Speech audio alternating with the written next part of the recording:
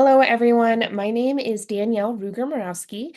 I am the Associate Director of Partnerships at Parker Dewey, and I'm glad I get the opportunity to connect with you all today and tell you more about our Parker Dewey platform and the micro-internship opportunities audit.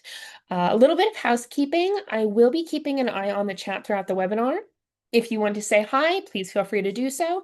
If anyone has any good tips for avoiding all the winter illness that's going around, please feel free to put that in the chat as well. I had a meeting this morning tell me cod liver oil pills works. I don't know. If you got something better, throw it in there. But if you have any questions, please feel free to put those in there too. I'm usually pretty good at keeping up with the chat, but if I get behind, I will address those questions at the end. We also have a poll up. If you haven't already taken it, we love to just know what level of familiarity you're coming in with. And with that, I want to begin by giving you an overview of what you can expect during this session. It looks like some of you here today are in that don't know much, here to learn more category, and most of you are an existing partner looking for a refresher. So it works out well. The first topic is going to be a quick reminder. What is Parker Dewey? What are micro internships and how do they work? We're going to get to how they work for both perspectives, the student perspective and the employer perspective. Then we're going to talk about how it works and the benefits for all of you as Parker Dewey partners or potential Parker Dewey partners. We'll also give a little bit of an overview of some of our newer levels of partnership. We've got Parker Dewey Plus and program options, which are really great for helping you be in the know about what's going on with your students and create exclusive opportunities. But I don't going to get ahead of myself. We will cover those in more detail when we get there. Starting with a little bit of context, most of the folks in these webinars are people who work with students on behalf of students with students in mind. So often folks are well aware that there are a myriad of challenges facing college students today when it comes to building their careers. Sometimes it's a matter of timing. A lot of students, first generation students, non-traditional students, student athletes, for example, they just don't have a lot of time for what's already on their plate, much less a traditional internship. Then there are students who maybe don't have transportation or are interested in opportunities that aren't near them. And further still, students who maybe don't know what they want to do. They may be hesitant to start their career experience with an internship because what if I find out a week into that internship, this isn't something I want to do? And then I've wasted one of the few semesters or summers that I have for an internship on something that wasn't the right fit. And then there are also maybe those students who do know what they want to do, but are just having a really hard time making themselves a competitive candidate and getting a foot in the door. This webinar is not intended to be a downer, but just transparently highlighting some of those challenges I know students were coming to me with a lot when I worked in career services. But the good news is that micro internships can be really beneficial to students in all of these situations. Now, on the other side of the aisle, we have employers who are wanting to reach new talent. Sometimes they're wanting to reach talent earlier. We are seeing employers who are recognizing, if I wait until the junior or senior year to engage students in a traditional internship, they haven't started their educational journey knowing that my industry or the types of opportunities we offer are a potential option. If they had known, maybe they would have taken classes or built skills that would have made them better candidates. Other employers who find that students maybe have some awareness of their brand, but don't really understand the breadth of opportunities available with that company, or just wanting to reach talent from schools maybe they don't typically recruit at. Ultimately, employers are just trying to connect with and build relationships with and hire the best talent they can reach. And the traditional models don't always make that possible. So that's where Parker Dewey comes in. We are here to help all of these parties, including you yourselves, the partners.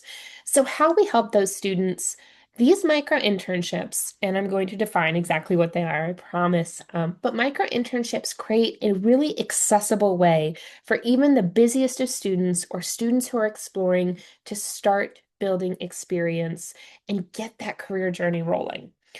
For the employers, it helps them access demographics that they might have missed otherwise and assess skills in meaningful ways.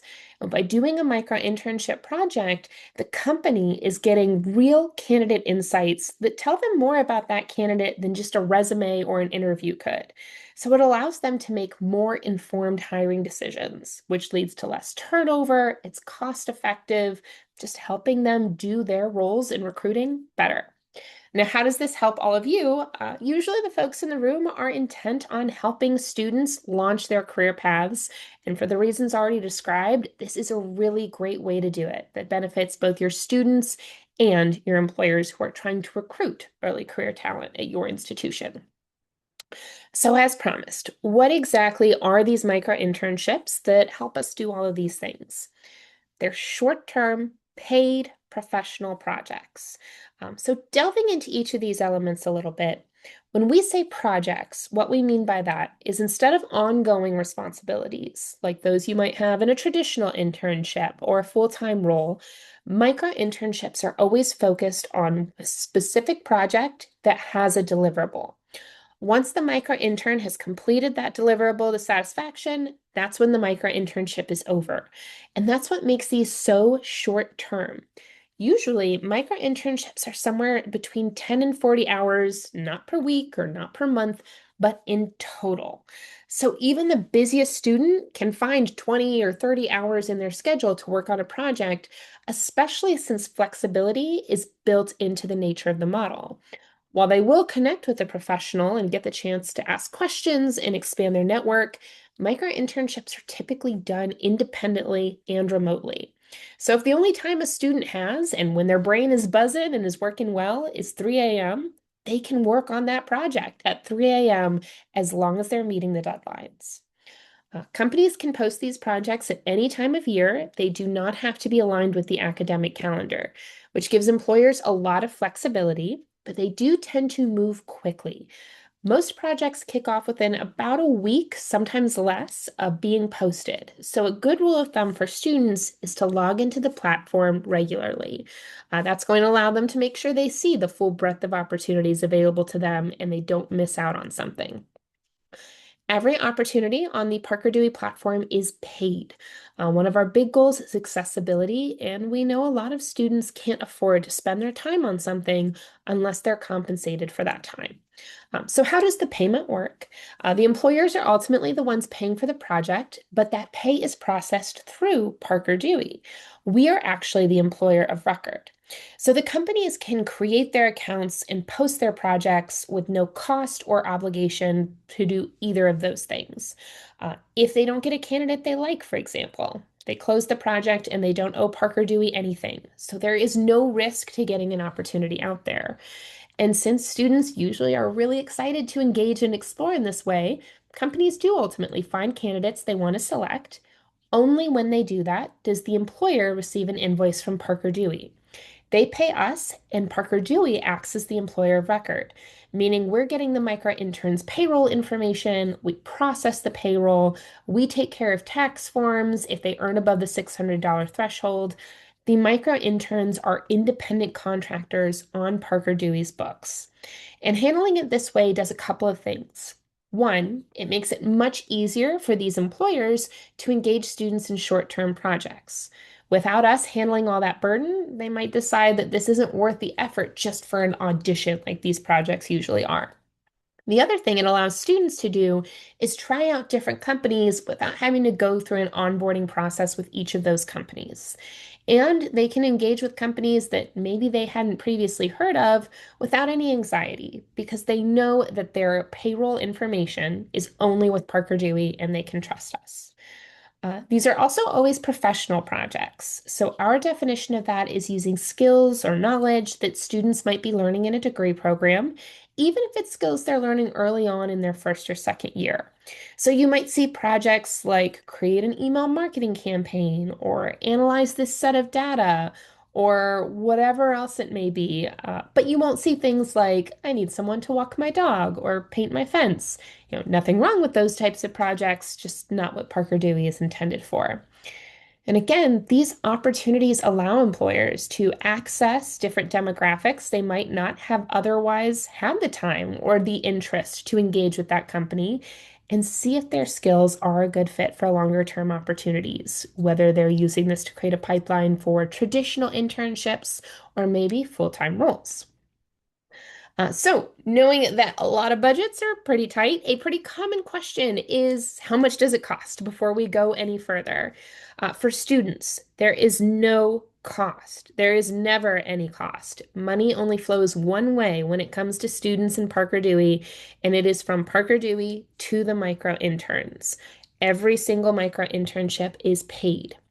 For employers, again, there's no cost to create their account or post their project, and the cost of the actual micro internship varies depending on the scale of the project. So, the pay for a 40-hour project would appropriately be more than a 20-hour project. Now, what we typically recommend is that the micro intern earns somewhere between $20 to $25 per estimated hour. And then there is a 10% fee, and that covers the cost of Parker Dewey acting as the employer of record. So most projects are a few $100s. And if that student does end up being a good fit for longer opportunities, we're not a staffing firm, there is no conversion fee. We love for companies to let us know, but just so we can congratulate them and the micro intern on the match made. As we will cover with schools, there are also some different options, very similar to the different options that we have for schools. So you'll learn more about what those look like as we go through the webinar. So, for today's audience, all of you schools, nonprofits, whether you're current partners or prospective, we have three different options.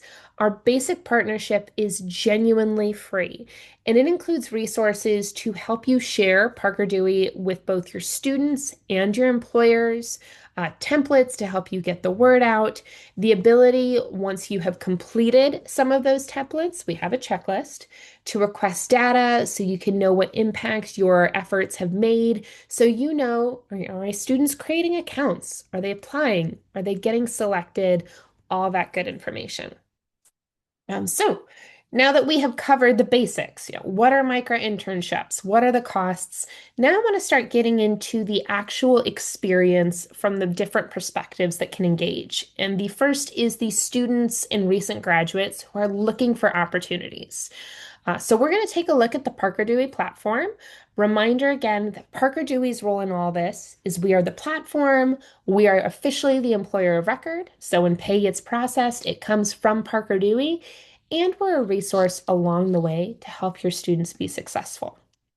So when your students first create their accounts, they'll be prompted to set up a profile. And this is going to be really similar to a LinkedIn or a Handshake profile. And the more they make use of the different sections, the more it increases their likelihood of selection. So doing things like adding a brief personal statement or adding experience can make a difference. Now, I also want to make sure I'm very clear that many micro interns are coming to Parker Dewey precisely because they lack professional experience, and they're hoping that the micro internship will kind of be that first step. So, to that point, I want to highlight that this section doesn't have to be jobs or internships. This could be class projects, extracurricular projects, volunteer projects, anything they've done that demonstrates the skills they're hoping to apply to a micro internship could be beneficial to add, but usually we advise keeping it between 1 and 3 experiences just to make sure things are succinct. Another big one is uploading a resume. We have seen a strong preference from employers for candidates who attach a resume to their profile, even if there's not a lot on it yet. They feel it just speaks well to their professionalism.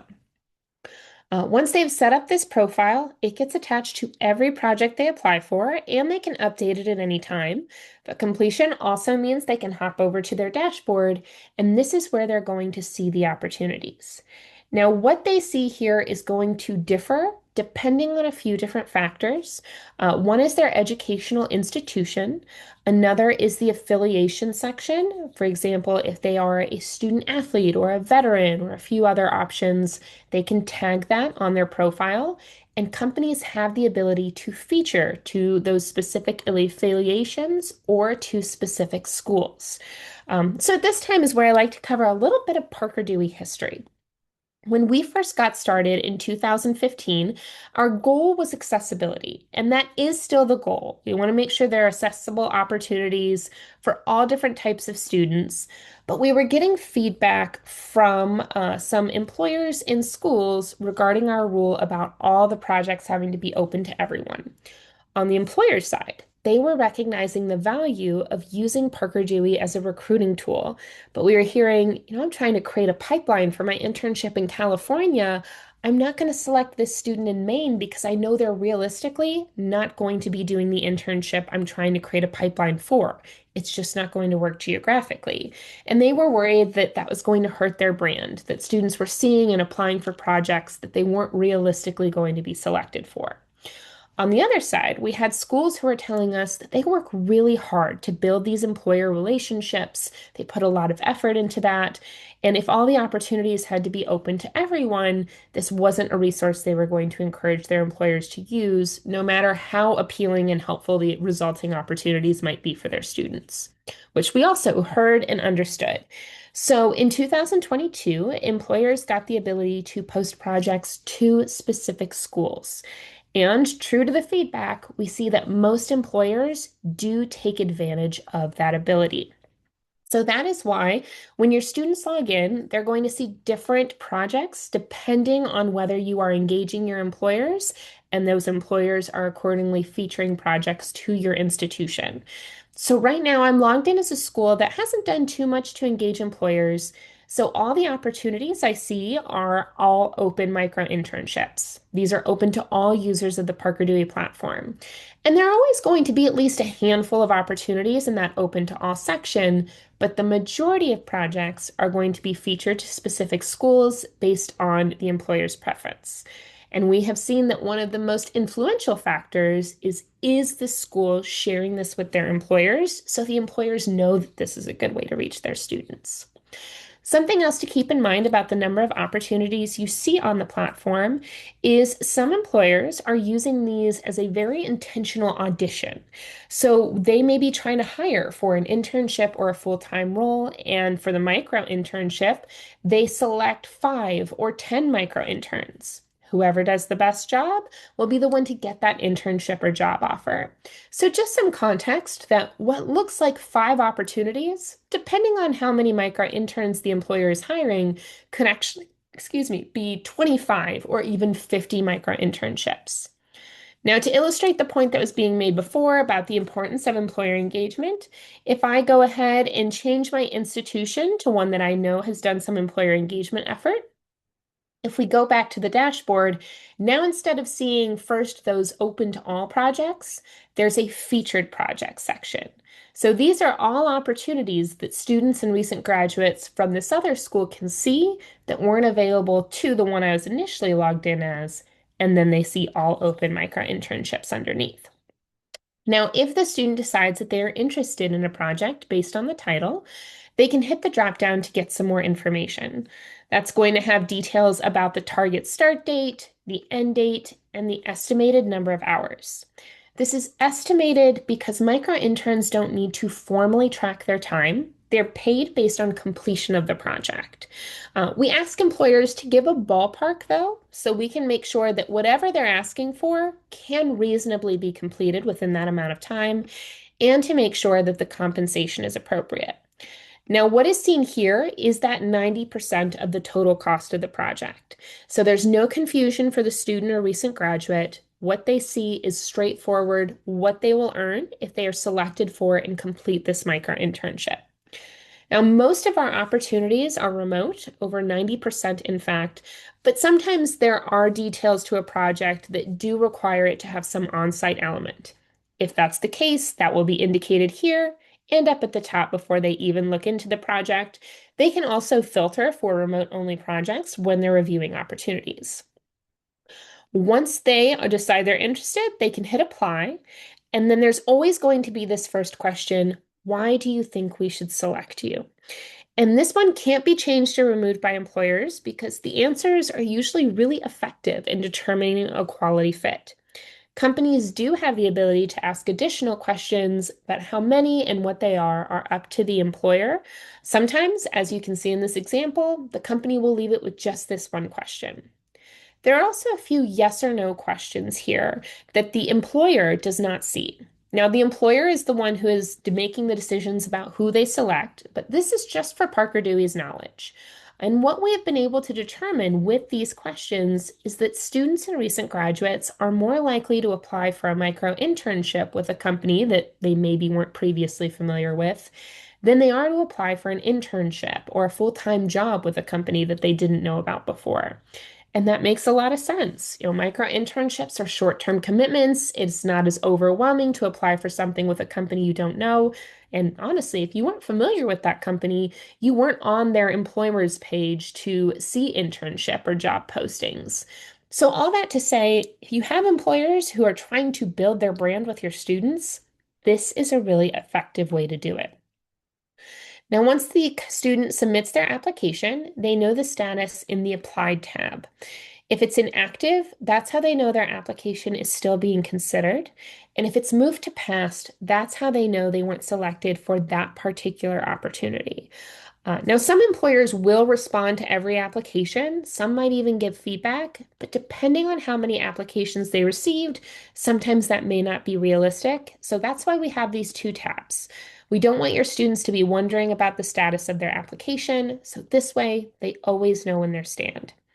Now, when they get selected, it will move over here, and that's also when the student will receive a selection email, and that's going to give them the contact information for the professional at the company. They'll connect with that professional, have a kickoff call to ask questions, get details. They're expanding their network since they're getting this new contact. But then after that kickoff call, the next steps can vary depending on the complexity of the project. Some are really straightforward. It may just be a few emails back and forth. Others that are a little more complex might involve some check-in calls. Students are provided with a success checklist that gives them template agendas or emails in both circumstances to help them communicate effectively. So for students, I won't read all of these to you, but I will put a link in the chat if you want to read more about the student experience. But we're finding that this is something that is allowing them to explore, that's flexible enough to meet their needs, that's giving them an opportunity to get a foot in the door, and is accessible because they're getting paid for their time. Now, I know things have been pretty quiet in the chat so far, other than Yvette saying hello. Good afternoon, Yvette. I'm glad you could join us today. But a reminder again, I am keeping an eye on this chat. So if you have any questions about the student experience, please don't hesitate to put them there. Now, while we're waiting for questions, I will highlight some of those that I tend to get frequently. And one is, can international students do micro-internships? And the answer is, it depends on your institution, but often the answer is yes. Now, they do need to have work authorization, and we've seen some micro interns do it through CPT, some through OPT or pre-completion OPT, but they do need the work authorization. So our advice to international students is before they apply for micro internships, to connect with whoever supports international students at their institution. Because every school has their own requirements for CPT, when things need to be registered by, or the minimum number of credits. And we want to make sure we are never overstepping our boundaries and they get that information directly from you. Now, if they're able to secure that work authorization, a reminder that regardless of what company they're working with, the employer of record is us, Parker Dewey. So they will receive an offer letter on Parker Dewey letterhead. They'll just need to let us know that they need that for their authorization. And every once in a while, there are projects that will specifically be in need of U.S. citizenship. There may be some companies who are using the micro-internship as an audition for a full-time role, and unfortunately, they may just already know that they're not in a position to sponsor. If that's the case, it will be usually noted in the project description. Oh, I see a great question. How do these projects work for neurodiverse students? Any feedback from employer or preparation on their part? We have found that these micro-internships tend to be particularly beneficial to neurodiverse talent because of the independent aspect, and because of the selection component. So with traditional interviews, you may have a student who would be fantastic in the role, but interviewing may just not be their strong suit. So with micro internships, most companies are going to make their decisions based on a combination of the student's profile and their application responses.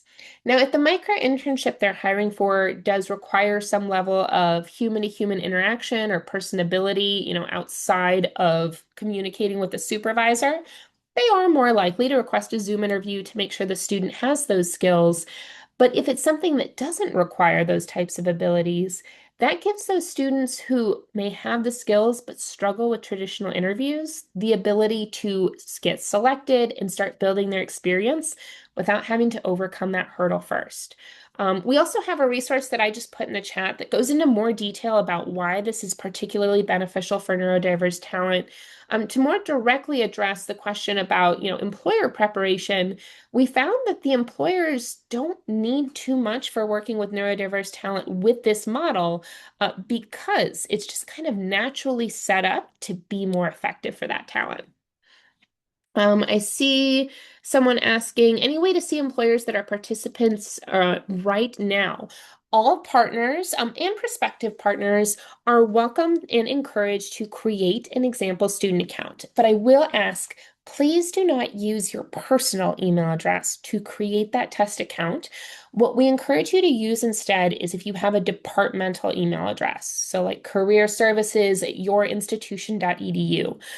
There are a couple of reasons why we ask you to use that instead of a personal address. One is if you ever decide to do Parker Dewey Partnership, your Parker Dewey Plus administrative account will need to use your personal email address, and that would replace any student account you create. The other is that way you can share the credentials for that shared email address. You could have multiple advisors who are presenting, with that being the example for a quality profile, and you don't have a bunch of fake staff accounts that are kind of coloring your data. So by all means, please feel free to create a test student account. If you don't already have one, I'll go ahead and put that link in here. You can start here, create that account, but that is going to allow you to see it exactly as your students see it, so you can see all opportunities that are currently posted. Now, again, that's just going to be what you see today. These move quickly. New opportunities are likely going to be posted tomorrow, the day after that, and so on, but it gives you a nice snapshot. And a reminder too, that employer engagement does tend to be key. So what you see will be really reflective of what employers you've shared this with typically. If you haven't shared this with employers, it's going to be a mix in that open to all section. If you have shared with employers, you're more likely to see featured projects aligned with your student studies since your existing employers are recruiting from your programs already. Thanks for some action in the chat. I will continue to keep an eye on it. I often also get questions about undocumented students. These students have a lot of challenges trying to find experience, but the good news is with micro internships, since they are independent contractors of Parker Dewey, this is typically available to them. And I'm going to go ahead and share my screen again. Let me just resize here. So undocumented students, again, they can typically do micro internships because they are independent contractors. Now, they do need to have a valid ITIN number. Now, I cannot emphasize enough that I am not an immigration lawyer or a lawyer of any kind or a tax professional or any of those things. So anything I say should never be taken as legal advice.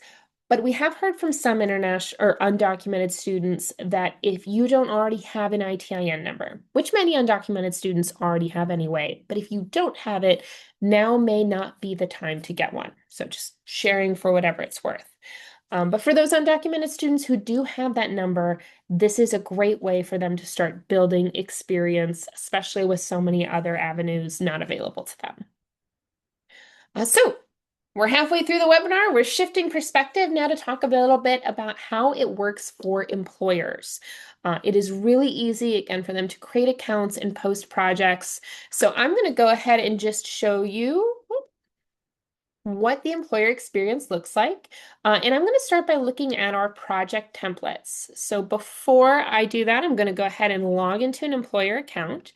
If they do not already have an employer account, again, it is super easy for employers to make one. It takes only a few minutes. Let me go ahead here and share my screen again. Hold on just one second. There we go. So here we have our project library, and this is something that all employers have access to when they create their Parker Dewey accounts. And they can select different categories to see example projects related to those industry. So let's say I'm trying to hire for a finance role, it's going to show me example projects that will help me effectively assess for the types of skills needed for that role. If I decide that evaluating performance data is something that is going to help me especially, I can view that template. And this is again where I'd be prompted to set up an account if I don't already have one. They can adjust all the details, so change the start date and the end date to meet their needs. With a template, we've already given them a description to start with, but I do want to make it clear that they could also post a custom project as long as it has a professional deliverable and it is using, again, professional skills. So specific deliverable professional skills. The default for these micro internships is remote for accessibility, but this is where the company can indicate if there is something about the project that requires the micro intern to be on site. If they're using a template, then we've scoped most of these projects to be about 20 hours. So we recommend that the micro intern earn somewhere between $20 to $25 per hour, which means the amount the student would earn for this project is $400. Now, again, there is that 10% that covers the cost of Parker Dewey acting as the employer of record. So the total cost for this one micro internship would be about $445, and 400 of that ends up with the micro intern. Now, oftentimes we'll have employers, again, who are using this as an audition. They want to assess different student skills and see who might be the best fit. So they may hire multiple micro interns. So this easily lets them know what the total cost would be for that many micro interns. And while there is obviously a cost to doing it this way, this allows them again to make more informed hiring decisions. So making sure that they are hiring the right intern, make sure that they're not wasting a valuable spot, or if they're hiring for a full-time role, this is far more cost effective to be able to hire with confidence than it would be if they realize they make the wrong hire and then having to start that recruiting process all over again. So ultimately, from the perspective of the employer, this is money well spent. I see someone asking how much lead time would a student have from applying to being informed and then starting the project? Great question. Usually, whatever the employer's start date is listed as, that's when they intend to have made a selection by. Now, they do not have to wait for that start date. We have had employers who have posted projects. The start date was a week away, but they immediately got a candidate that they were excited about. They said, I don't feel the need to wait. I feel really good about this one. And they've made their selections right away. But typically, they will make their decisions by that start date. Now, if you already have a test student account, you may have noticed that every once in a while you'll see a project posted that has a start date in the past. What that means is the employer was hoping to kick off that date, but something just didn't go according to plan. We've reached out to them to make sure they do still intend to hire. They could close the applications if they wanted to make it not visible. So if they haven't done that, that means they're still planning to pick someone. Their plans have just evolved a little bit in terms of the timeline. So all that to say, normally by whatever listed start date, but if you see something that's a couple days in the past, it's still worth your students' time to apply, and that project is going to probably kick off pretty quickly as soon as they get a candidate they're excited about. Now, this is where the company gets to decide who sees the opportunity. They can leave it blank, and that means the project is going to be open to everyone. But the majority of employers decide to feature projects based on their existing recruiting relationships or their recruiting goals, and most importantly, their relationship with the school or what they've heard from that school. Again, the best thing you can do to create opportunities for your students is share Parker Dewey with your employer partners and make sure that they know this is a great way to reach them. We've seen that be the most influential factor in whether a school is going to feature an opportunity or whether an employer is going to feature an opportunity to a specific school.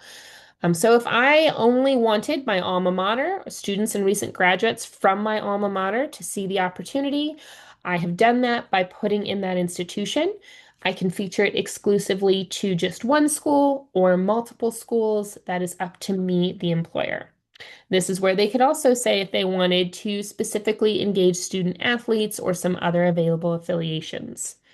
Employers can also clarify, do they exclusively want current students versus recent graduates? And we love when employers let us know that this is an audition for something longer term so we can follow up and see if they were able to successfully hire as a result of the micro internship.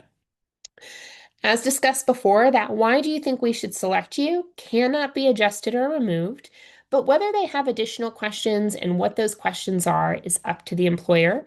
If it is an audition for something longer term, they will often ask additional questions to make sure there is indeed interest and availability in that longer term opportunity. Once they hit post, the opportunity goes to the Parker Dewey team so we can make sure it meets those criteria using professional skills and involving a specific deliverable. Once we've been able to confirm that, it is posted and your students can see it and start applying. Now, there are a few different reasons why employers will use Parker Dewey, and they tend to fall into these three buckets. Oh, but I see a question I want to answer before I get into the buckets. Someone is asking, what happens if a student is selected and it doesn't work out or there are issues? Does Parker Dewey get involved? The short answer is yes. To provide a little bit more context, after the micro internship is kicked off, we are reaching out to both sides to make sure that they've connected and things are going smoothly. So both sides know who to reach out to if there's been trouble getting in contact or communicating. We also do have a couple of policies to ensure quality. One is our poor performance policy. If a student clearly did not make an effort or if they didn't complete the project, depending on whether it was egregious or not, usually we'll give them another shot. Students are students. They're learning, mistakes happen, but if it happens more than once, we reserve the right to deactivate their account because we don't want one student's performance or lack thereof to negatively impact the reputation of whatever school they're from or their peers. If a student stops responding or ghosts is the term we use, we have a very similar policy.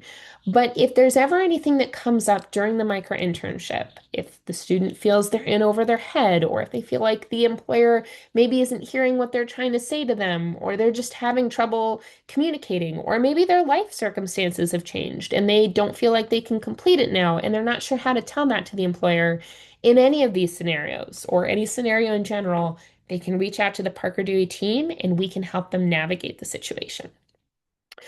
So back to the different reasons that companies might use Parker Dewey. One, and the intended use, is to use it as a recruiting tool. So they can make sure when they're hiring someone for a traditional internship or a full-time role, that they're making those hiring decisions not just on a resume or an interview, but on real skill and real performance. And the micro internship gives them the opportunity to see those skills in action. So basically, hiring on what really matters to whatever role they're trying to hire for. The next type of reason we see employers use it is to build a talent pipeline and brand awareness. So maybe they don't have a specific role in mind yet, but they know that they're going to have hiring needs and they want to make sure that students and recent graduates are aware of their company and aware of the type of opportunities that they have. An example I really like is I know when my school used to do career fairs, sometimes we'd have employers coming to the career fair and they did eventually have some hiring goals, but maybe they didn't have an internship or a job posted at that moment. And man, did I hear about it from the students. Some of you may have had similar experiences, but from a student perspective, I'm going to this career fair because I need to get experience. If you don't have a job or an internship posted right now, what is this conversation? What is the next step? So companies can use micro internships as that immediate next step. Engage the student right after. It's cost effective. It helps you continue the relationship and grow it until those longer term opportunities, like the traditional internship or the full-time role, are available and posted. And then the third bucket is going to be that on-demand project support. There are some, smaller companies or nonprofits that maybe just don't have the budget for traditional internships, or maybe they don't have the bandwidth, or really their needs are only just, I need this specific thing done. I don't need an intern for an entire semester, or like I said, the bandwidth for an entire semester. While they don't have longer term recruiting goals, these matches still lead to students getting paid professional experience. So those nonprofits and smaller organizations are still welcome to use the Parker Dewey platform for their project needs. But again, the recruiting element is the primary goal. So, to give some examples of how an employer might use micro internships to recruit for something longer term, if there's an employer who needs to hire for an entry-level data marketer, there are a lot of different components to that role. They need someone who can gather, analyze, and report on data, someone with some knowledge of content strategy, someone who can communicate well and give recommendations strategically based on what they're seeing.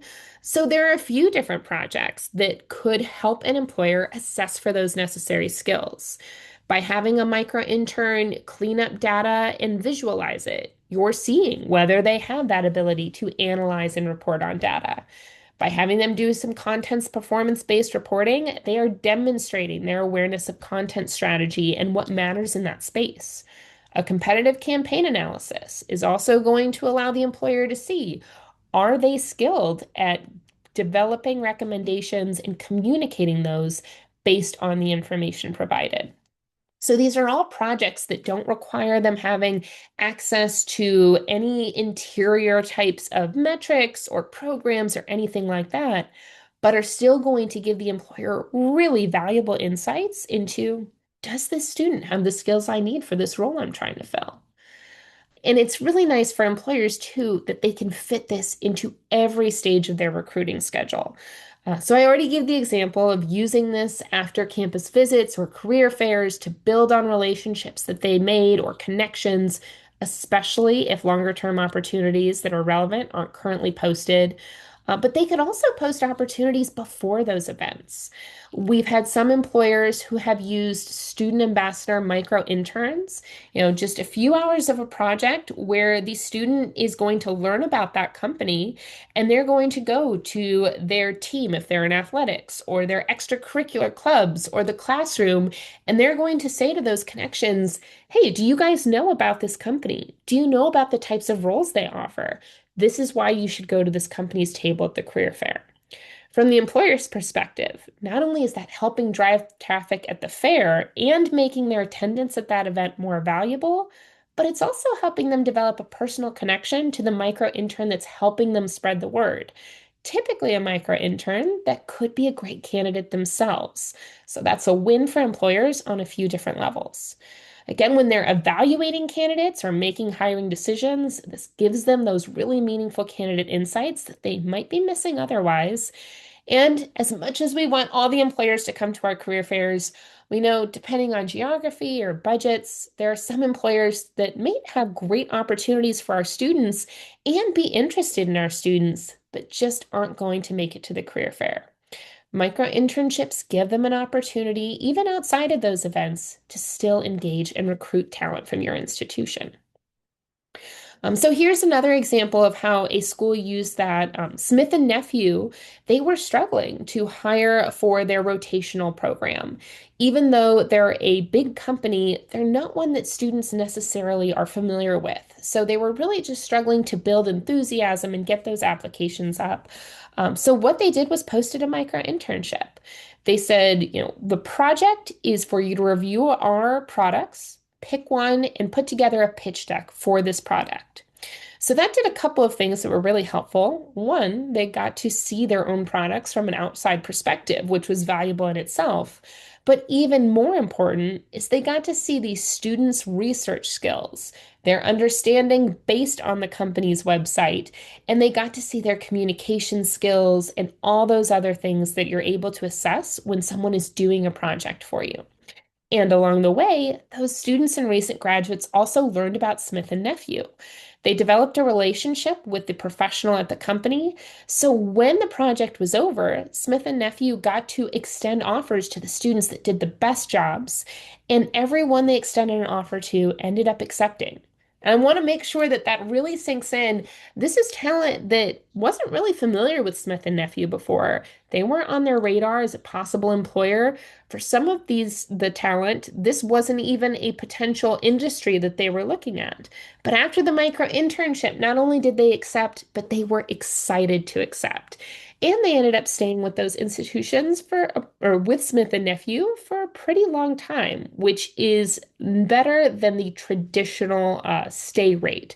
We see that more than half of recent graduates are in their first full-time role for longer than a year. And the folks at Smith and Nephew have been there for a while. We also saw Train Technologies who use this as more of a pipeline pool. They went that student ambassador route, selecting students at target institutions to help them build brand, drive traffic at career fairs. So really using it to make sure that students are aware of from the get-go of Train Technologies as an employer and of their career options. Now, coming from career services, this is what I really love to talk about is the positive impact for students.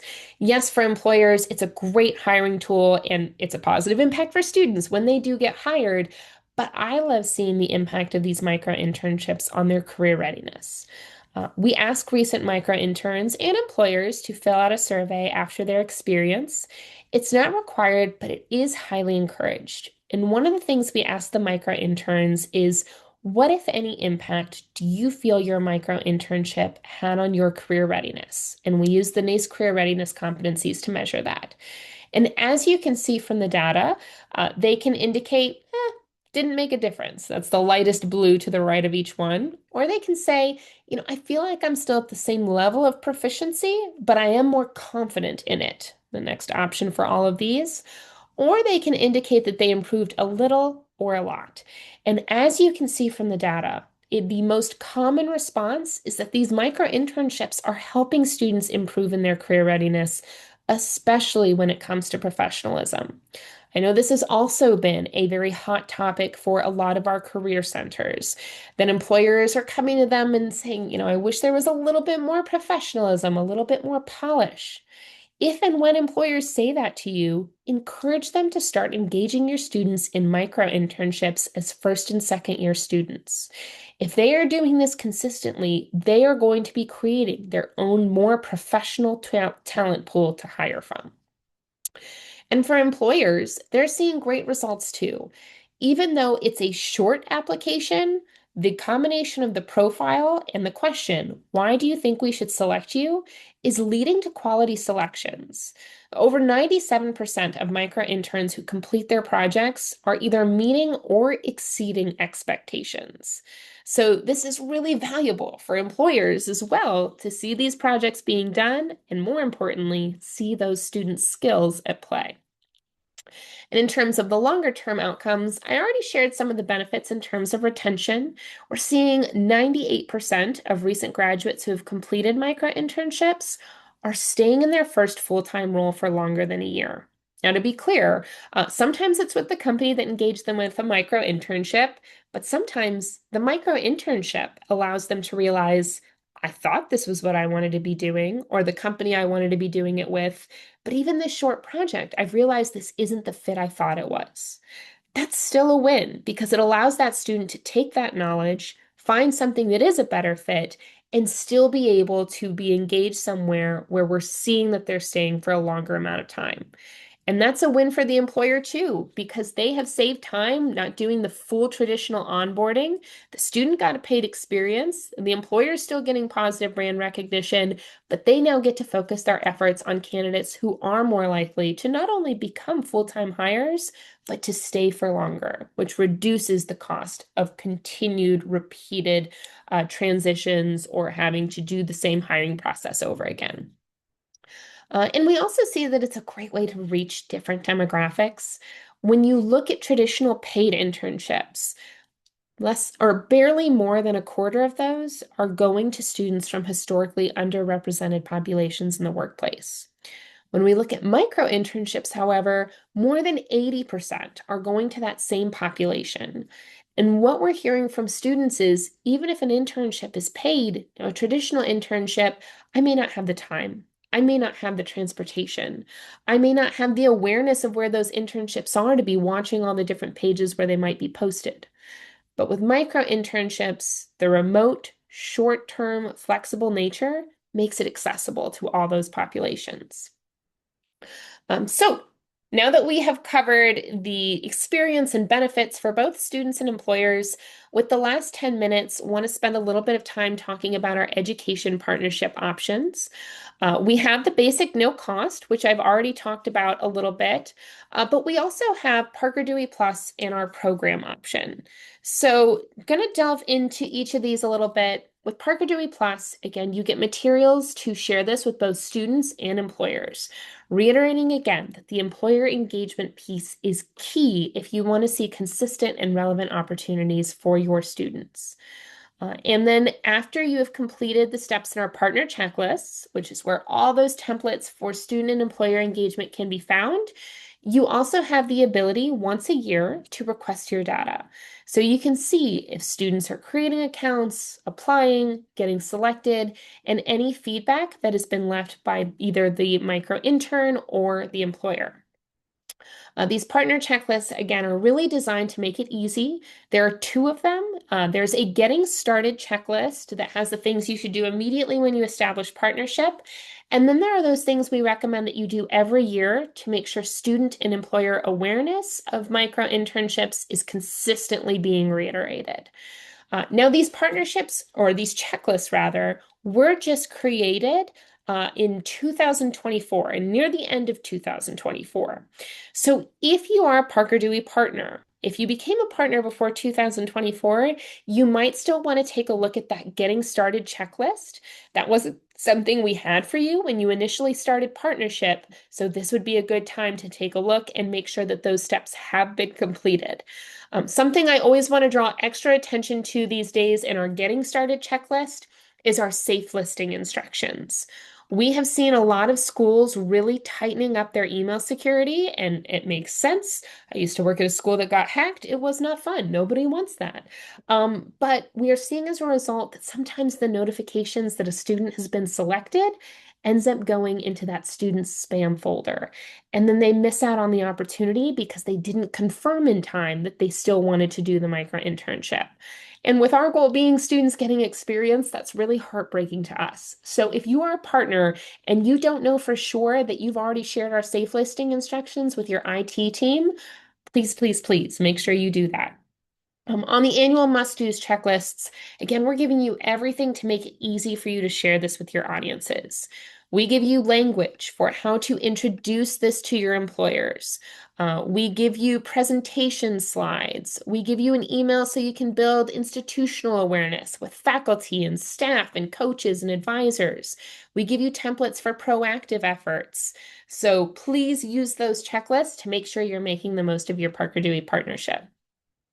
And if you would like some insights into the data behind why those things are on the checklist or why they make a difference, we do also have a data-driven best practices webinar where we talk more about the numbers that go into those decisions and recommendations. If you are a data person, please don't hesitate to join us. I just put the link for that webinar in the chat. We would love to see you there. And I know I sound a little bit like a broken record, but I want to make sure I'm transparent about the experience and the importance of that employer engagement. So just a reminder again, for your students to see consistent and relevant opportunities, please make sure you're sharing with employers. It's kind of a weird time. There are more opportunities on Parker Dewey than there have ever been. But if your institution isn't reminding employers that they should be featuring to your school, your students just may not be seeing those opportunities. And we want things to be open to as many students as possible. So since employers are choosing to feature, make sure they know that they should be featuring to your school. And there are a variety of ways that you can help do that. You can engage alumni. That's a great way to engage project posters that are specifically interested in your students. Your existing employers are obviously already interested in your students. Make sure they know. Local businesses and nonprofits, they have relationships with your institution. If they're aware of Parker Dewey, they are also likely to post projects specifically to your students. You might be able to engage your grant writing team to do a program. When you do a program, the resulting projects are exclusively available to your students. And we also have schools who have used micro-internships to support their own efforts. My favorite example is University of California, Irvine. Their Entrepreneur Center really spearheaded the way for different departments on campus to hire a micro intern to help them promote their Big Give Day. And as a result, not only did 20 some students get paid experience promoting a really meaningful campaign, but they also saw better numbers than they'd seen before they were doing that. So, really great outcomes all around. And just to give some data really quickly to emphasize again that importance of promoting to employers in one of the ways described, hopefully multiple of the ways described. If you are getting that out there, like the column in green, we know they were doing employer engagement because employers were viewing the page. We saw the page views, we saw companies creating account from their page, we saw students getting selected, earning funds, getting feedback. And it's not impossible for your students to get selected if you're not sharing with employers, but as can we see in that kind of blue-gray column from a comparable institution, they weren't getting it out there. And we know because their page wasn't getting views. And it means there weren't any companies being created from their employer page. And they did have a student get selected and earn money for their work, but it's just a much smaller scale than if that employer engagement is taking place. And we love to share our successes. So if you are motivated by seeing how other schools and students from those schools have used micro-internships to launch their careers, please don't hesitate to click into any of these examples when you receive the slides afterwards. And then a quick plug for our additional levels of partnership, today primarily focused on the student experience, the employer experience, and what's included in that basic level, the importance of sharing with both students and employers. But if you are one of the people that maybe heard about that data-driven best practices webinar and said, ooh, that's for me, you're probably also a person that would enjoy Parker Dewey Plus access. This is going to allow you on demand to know all the details about student engagement that you would get with your basic report, but you're also going to get details about employer engagement. Are they creating accounts? What employers have ever featured projects to your students?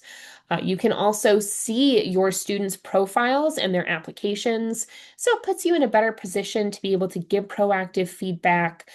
So just lots of resources for you to be in the know. It also includes a student ambassador, so you would hire one of your own students to help you spread the word. This is about an 18-hour project, and just like any other micro-internship, they get paid for their efforts. So of the $2,000 subscription, 360 of it ends up in one of your students' pockets. Now, some of you may even be eligible for Parker Dewey Plus at no cost if your school already has a program, if you qualify for one of the programs on the screen, DeLuca, Kansas, or IEDC. They do have end dates associated with those programs. I believe Kansas has been extended a little bit. So if you have questions about that, please feel free to email me. But if you fall into any of those categories, you can get that Parker Dewey Plus access at no cost for the duration of those programs. So extra incentive to reach out and take advantage. And then our final option is the program partnership option. You may have noticed when I showed the three options, there's a big cost jump from Parker Dewey Plus to program. And the reason why there's such a jump is because a program involves covering the cost of paying your students. So you can say to whatever employers you decide, hey, you can engage our students in paid projects, but we've already footed the bill. It doesn't cost you anything.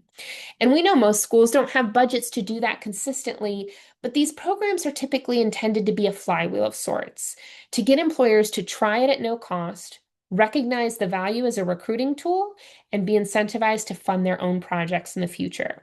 So if you can secure a donation or a grant, this is a great way to create opportunities for your students and engage new employers or offer it as a resource to additional employers.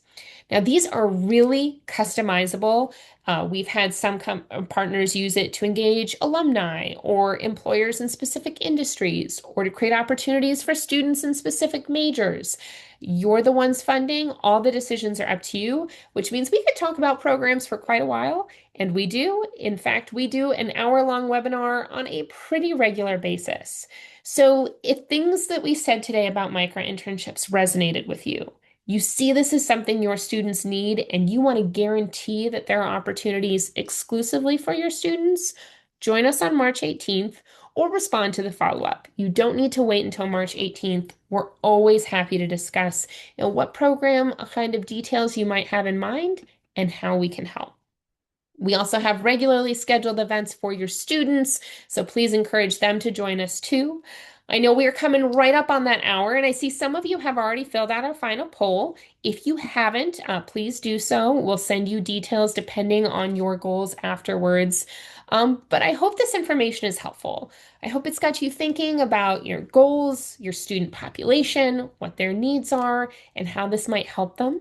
If you're not already a partner, please indicate in the poll if you'd like to establish a partnership by saying, you want to share with students or your alumni, whichever those options. If you're not already a partner, we'll follow up with you about getting partnerships set up.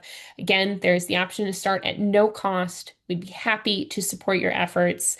And the most important thing that you can do once you are a partner is to share this, not just with your students, but also with your employers. So if you ever need help with your employer engagement, please do not hesitate to reach out to us. I'd be happy to review those resources more specifically in detail. So at this time, if there are any questions, please feel free to put those in the chat. I'll hang out for a few minutes just in case there are any additional ones. But I really appreciate y'all spending the time today, and we look forward to strengthening our partnership if there's one in place or getting new ones started.